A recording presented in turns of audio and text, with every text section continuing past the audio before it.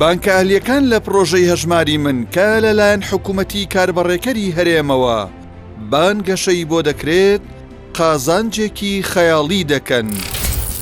لە پرۆژەی هەژماری من هەژماری بانکی بۆ موچەخۆرانی هەرێم دروست دەکرێت کە ژمارەیان 1,114,335 کەسە و لە کاتی بوونی پارەدا موچەکە دەخرێتە سەر حسابەکەیان. بە پێی لێدوانی بەرپرسانی حکوومەتی کاربڕێکەری هەرێم تاکو ئێستا زیاتر لە 100,000 موچەخۆر هەژماری بانکیان بۆ کراوەتەوە و دەیانەوێت تا کۆتایی ساڵی داهاتوو هەژمار بۆ هەموو موچەخۆران بکرێتەوە. لە بری بانکە حکوومیەکان حکوومەتی کاربڕێکەر هەژماری بانکی لە بانکە ئەهلیەکان دروست دەکات.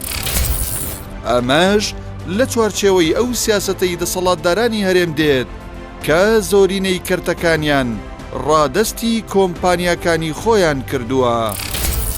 بۆ بەشداریکردن لە پرۆژەی هەژماری من 5 بانکی ئەهلی تاکو ئێستا قبول کراون کە پێگاتون لە ئارتی بانک، بانکی باشوور، بانکی BBAC، بانکی ئەهلی عراقی، بانکی جیهان. بەپێی زانیاریەکان حکوومەتی عراق داوای کردووە دابەشکردنی موچە لە ڕێگەی بانکە حکوومیەکانەوە بێت. بۆ ئەو مەبەستەش بانکی ڕەشید و ڕافیدەین پێشنیاز کراون. لەم بارەیەوە گفتوگۆکان بەردەوامن. بانکەهلیەکان بە چەند ڕێگەی قازانج لەکردنەوەی هەژماری بانکی موچەخۆران دەکەن و پارەیان دەست دەکەوێت. لەوانە لە ڕێگەی کردنەوەی هەژماری بانکی، دروستکردنی کارتی بانکی، ڕاکێشانی پارە. ئەمە جگەلەوەی بانکەکان قازانجێکی گەورە دەکەن لە مانەوەی پارەی موچە ئەگەر بۆ ماوەیەکی کورتیش بێت و کاری بازرگانی پێوە دەکەن. نەبوونی ژێرخانی بانکی لە هەرێمی کوردستان. دەسەڵاتدارانی هەرێم زیاتر لە 30 ساڵە نەیانتوانیوە بانکێکی حکومی پێشکەوتو دروست بکەن. بە جۆرێک نزیکەی 92 بانکی حکومی هەن، بەڵام بەیەکەوە نەبەسراونەتەوە و بنەماکانی بانکیان تێدا نییە. لەو چوارچێوەیەشدا پێدانی پرۆژەی هەژماری من بە بانکە ئەهلیەکان لەلایەن سەرۆکی حکوومەتی کاربڕێکەر دانانە بە فەشەلی بانکە حکوومیەکان. لەلایەکی دیکەوە بانکە ئەهلیەکانیش ژێرخانێکی بانکی پتەویان بۆ دابشکردنی موچە نییە. کێشەی کەمی ئامێری پارە ڕاکێشان لە شارەکانی هەرێمی کوردستان لە داهاتوودا دەبێتە گرفت بۆ پرۆسەکە.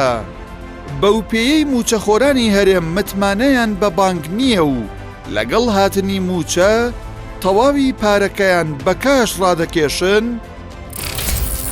ئەمەش وا دەکات 1000 ئامێری ڕاکێشانی پارە خواستی 1,114,000 موچەخۆر پڕ نەکاتەوە.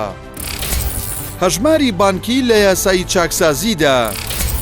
یاسای چاکسازی کە لە مانگی حوتی ساڵی 2020 چۆتە بواری جێبەجێکردنەوە، وەزارەتی دارایی پابند کردووە هەژماری بانکی بۆ سەرجەم موچەخۆران دروست بکات و پاشەکەوت و لێبڕینی موچە بخاتە هەژمارەکەوە. بەڵام حکوومەت جێبەجێی نەکرد. لە مادەی 13 یاسای چاکسازی داهاتووە وەزارەتی دارایی هەژمارێکی تایبەت بۆ هەر موچەخۆر و سوودمەندێک لە بودجەی گشتی دەکاتەوە لە پێناو زامنکردنی گشت شایستە داراییەکانیان بە شایستە داراییە خرج نەکراوەکانیشەوە. دوای 3 ساڵ حکوومەت یاسای چاکسازی لەبارەی پاشەکەوت جێبەجێ نەکرد. ئەم جارەش لە پرۆژەی هەژماری من خۆی لە دانەوەی پاشەکەوت و لێبڕین دەدزێتەوە. نەبوونی متمانە بە بانکەکان. لە دوای ساڵی 2014 کاتێک دەسەڵاتدارانی هەرێم دەستیان بۆ ڕاکێشانی پارە لە بانکی بازرگانی عراق و بانکە ئەهلیەکان برد، زەبرێکی کوشندە بەرکەرتی بانکی کەوت. لەو کاتەدا لە بانکی بازرگانی عراق 8 ملیار دۆلاریان ڕاکێشا. ئێستا دەبێت ئەو پارەیە لە پشکی هەرێم لە بودجەی عێراق بدرێتەوە.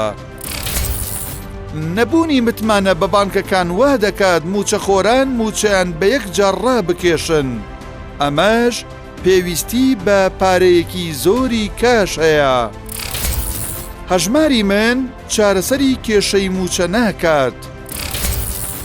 چەندین ساڵە دەسەڵاتدارانی هەرێم بە پاساوی نەبوونی پارە موچەی موچەخۆران بە ڕێک و پێکی نادات.